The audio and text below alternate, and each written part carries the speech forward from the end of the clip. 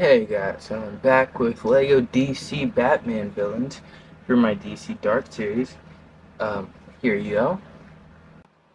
The first custom we have is a LEGO Harley Quinn. The legs and torso came from a Harley Quinn minifigure with these red arms and black hand, or a red arm and a black hand, and a black arm and a red hand. Now I took these white pieces or neck pieces from Storm and I put one upside down and one right side up. The head is the Harley Quinn head that is everywhere almost, and then I gave her the Harley Quinn like head do thing. And for some camera movement there, we have a pie piece,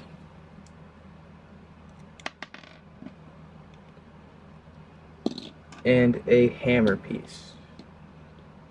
Kind of want to pose these like this so they look gestury. Put that there, and well, that's pretty it on how to make Harley Quinn. Now to get into this, I was watching some of the Moose Figs videos and I was really liking his Batman things. That's kind of what inspired me to do DC Dark, and I took inspiration for this Harley Quinn from him. In his video, he has this jester gown piece that he puts on her, and it looks really good. So I wanted to try to copy that, and I came up with this design, and I think it looks really good. I also took inspiration for the hammer from the Moose Figs, and that's pretty much it. That's all for this Harley Quinn custom. Next up is Poison Ivy. The legs and torso came from a Poison Ivy minifigure with these green arms and green hands, and the head from Gamora, with the hair from the LEGO Batman movie, Poison Ivy. And that's pretty much it for making it. Pretty simple.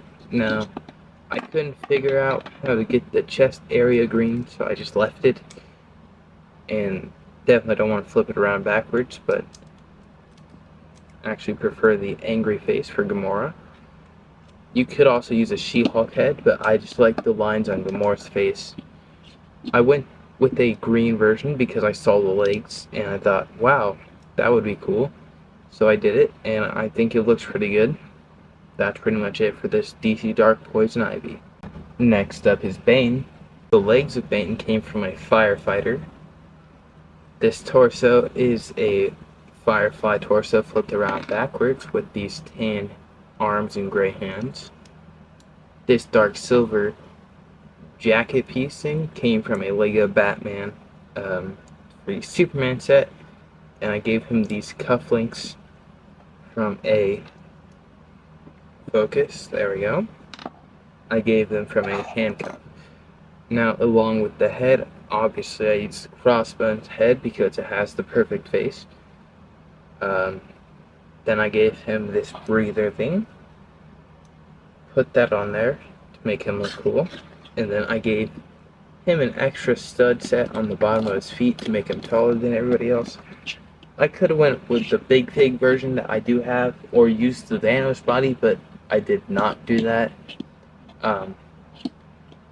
Pretty much for this Bane, I took inspiration from the Dark Knight version with the breather and stuff, and how he's pretty strong, but like it doesn't show as a making him bigger, and he's taller obviously and bigger, but that's pretty much it for this Bane custom from DC Dark. Next we have Deadshot. The legs of Deadshot came from a Imperial officer. The torso and arms came from the official minifigure with black hands and added cufflinks. I gave him this neck piece with the silver and red blades, his head, and just two guns. And that's it for Deathstroke. Next we have Man-Bat. Here is the design for the leg. Just clip that in there, and then for the back, here's what it looks like to give him those big wings. And he does stand up on his own, And, well, I did take a bit of inspiration from the Moose Fig's video because he made some molded legs of his own, but he also made arms to match that. And I just added wings to the back of him so it makes him look larger. It kind of looked weird if you just have small arms and big legs, so you gotta give him big wings to compensate. Next we have the Penguin. The legs came from a Harry Potter minifigure. The torso came from a Joker's Funland set with this umbrella piece and the neck piece from Kraven the Hunter. This head came from Hydra Guy from Age of Ultron, and the classic top hat, and that's it for this version of the Penguin. Next is Catwoman. The legs came from a Huntress minifigure. The torso came from a Sherry minifigure with these arms from Huntress. The head came from a Selena Kyle Catwoman, and same with the Catwoman hair or helmet, and that's pretty much it for Catwoman. I did integrate some purple in here because I think it looks really nice. I could have done more on the helmet with the purple helmet, but I just like the black look. Next up is Two-Face.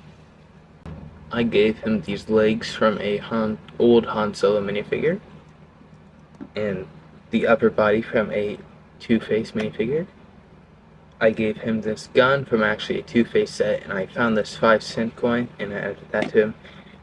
Pretty simple when you boil it all down, but come on, focus. I think he looks pretty cool. Next up is Scarecrow. The legs came from a Taserface minifigure. The torso came from a Star Wars guy with this brown arm on one side. And then as far as capes go, I was definitely inspired by the Dark Knight, or is that what it's called? Arkham Knight, or Arkham series of video games for this version of Scarecrow. As you can tell by the Wolverine claw I added there. This neck piece came from Kylo Ren. The bottom one came from Obi-Wan Kenobi, and the other one is a Dementor. The head came from a Dark Knight minifigure, or Dark Knight Toothface. Not Toothface.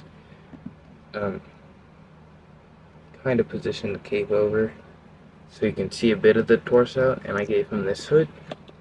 The head was from Scarecrow, and this brown hood I just picked up from an Obi-Wan minifigure. And that's pretty much it for this Scarecrow. And lastly, we have the Riddler. This Riddler is pretty simple. I just gave him this purple belt and the legs from Lloyd, and this cane, and that's it for the Riddler. Now, I think I'm going to give him the persona of Hush, and I'm going to put him in my Suicide Squad, which will be in an upcoming video, because I already have most of Harley Quinn made, and let's see, we'll have some fun with the, what's his name, I already forgot it. Well guys, that's going to be all for this DC Dark Batman Customs. Have a good day. Bye.